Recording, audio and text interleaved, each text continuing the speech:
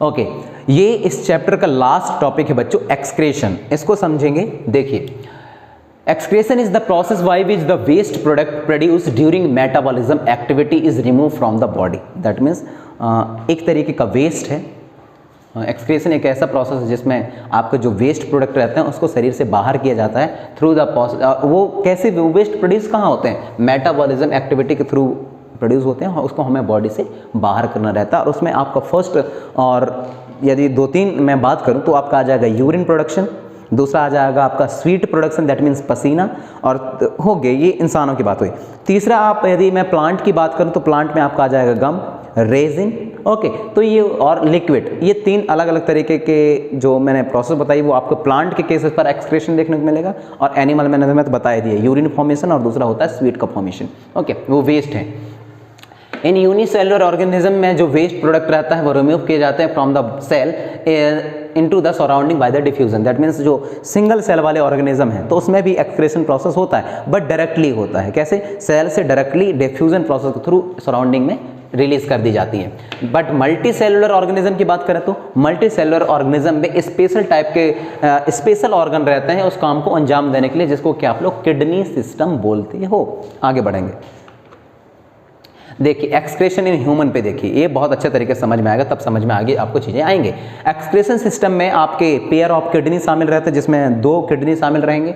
Pair of uterus शामिल रहते हैं, uterus is nothing but this one, uterus शामिल रहते हैं। यूरिनरी ब्लैडर शामिल रहता है, this is the urinary bladder, और साथ में यूरेथ्रा शामिल रहती है जो कि ओपनिंग ऑफ द टिप होता है, जिसके थ्रू जो है आपका पेशाब या फिर यूरिन आपके शरीर से बाहर कर दिए जाते हैं। ओके, तो ये सारा चीज़ें आपके शामिल रहते हैं एक्सक्रेशन प्रोसेस में, यदि मैं बात करूं ह्यूमन की तब। और साथ में एक्सक्रेशन जो यूनिट है जो एक्चुअली काम करता है ब्लड से आपका यूरिन को सेपरेट करने के लिए, तो वह क्या है आपका नेफ्रॉन। ओके, इसको भी अपन लोग समझेंगे। देखिए, किडनी में ये पाइपें लगी हुई हैं जिसको कि आप लोग आर्टरी और वेन्स बोलते हैं। किडनी के अंदर स्पेशल यूनिट होते हैं जिनको कि नेफ्रॉन बोला जाता है, मैं अभी बताऊंगा अभी। ओके, किडनी में जैसे यूरिन का जो फिल्ट्रेशन है वह हुआ ब्लड से, इसके बाद ये आपके यूरिनरी ब्लैडर के थ्रू, ये 2 यूरिनरी ब्लैडर है यह आते हैं, और ये आकर के आपको नहीं not a urinary bladder, that is a yes ureters. Okay, ureters है ये, यूरेट्रस के थ्रू दोनों आकर के यूरिनरी ब्लैडर में इकट्ठा हो जाते हैं ये पानी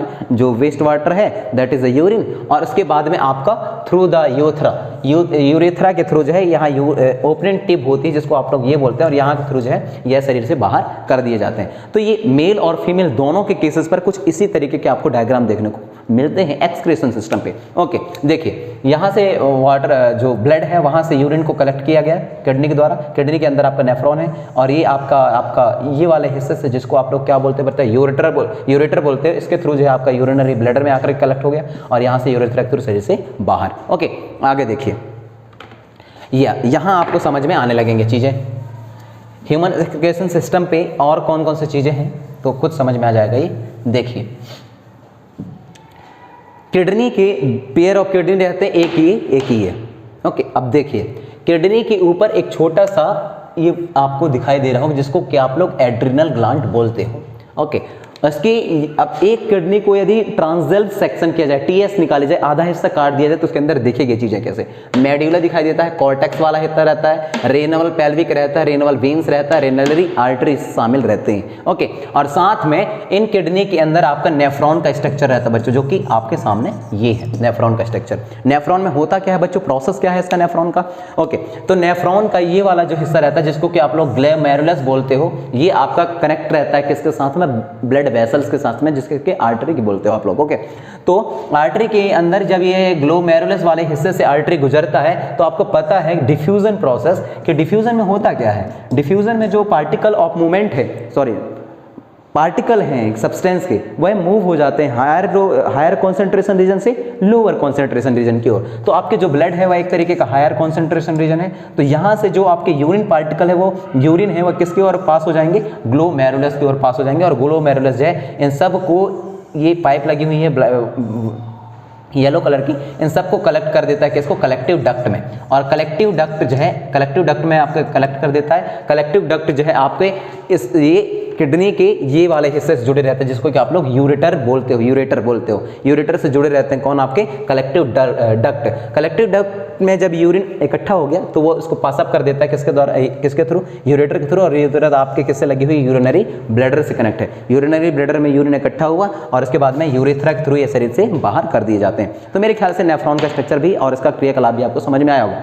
क्या बोला मैं, ग्लोमेरुलस के अंदर से एक पाइप गुजरी होती है जो कि ब्लड वेसल्स की होती है। ब्लड वेसल्स के मतलब ब्लड के अंदर आपका यूरिन फॉर्म होता है, ये सॉरी ब्लड के अंदर आपका यूरिन रहता है, that means nitrogenous base.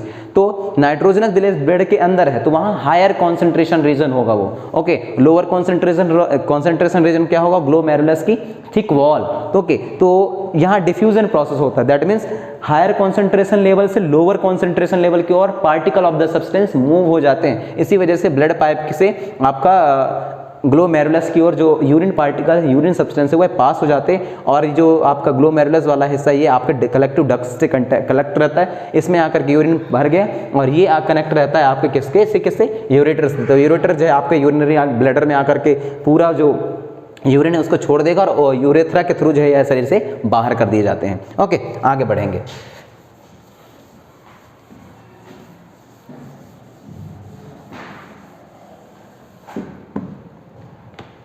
Okay, तो वही बात है मैंने अभी आपको बताई। देखिए ये जो पाइप है वह एक तरीके का आपका क्या है, आर्टरी है, ओके।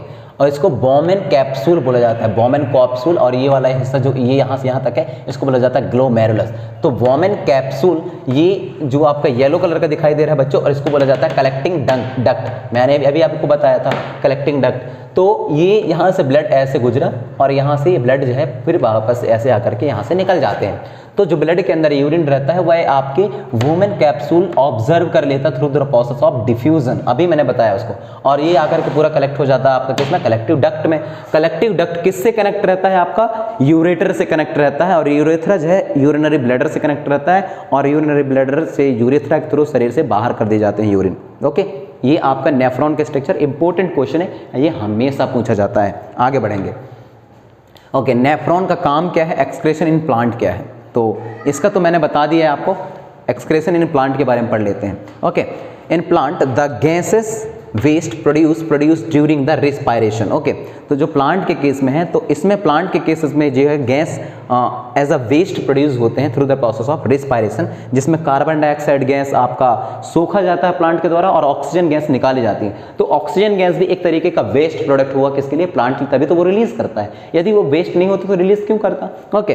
तो ऑक्सीजन रिमूव कर देता है बॉडी से अलग जो through the process through the stomata. Stomata क्या एक तरीके का पोर है जो लीफ के सरफेस में पाए जाते हैं, ओके। तो water is remove through the stomata, और वाटर भी रिमूव कर दिए जाते हैं। तो वाटर भी एक तरीके क्या हुआ इसके लिए, वेस्ट प्रोडक्ट हुआ। This process is called the transpiration, और इसको प्रोसेस को अपन लोग ट्रांसपायरेशन बोलते हैं, जिसके थ्रू जो है वाटर मॉलिक्यूल्स आपके स्टोमेटा के थ्रू जो है बाहर एनवायरनमेंट में चले जाते हैं, ओके।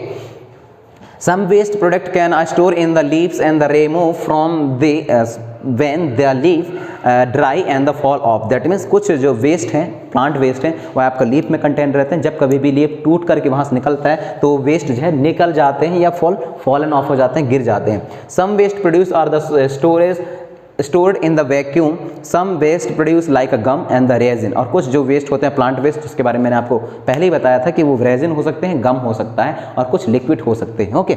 इसके साथ ही ये वाला चैप्टर आपका कंप्लीट होता है बच्चों। आई होप आपको ये चीज़ें पसंद आए होंगे। मिलते हैं नेक्स्ट वीडियो में जिसमें अपन लोग नेक्स्ट चैप्टर की बात करेंगे। तब तक आप खुश रहिए। Thank you so much.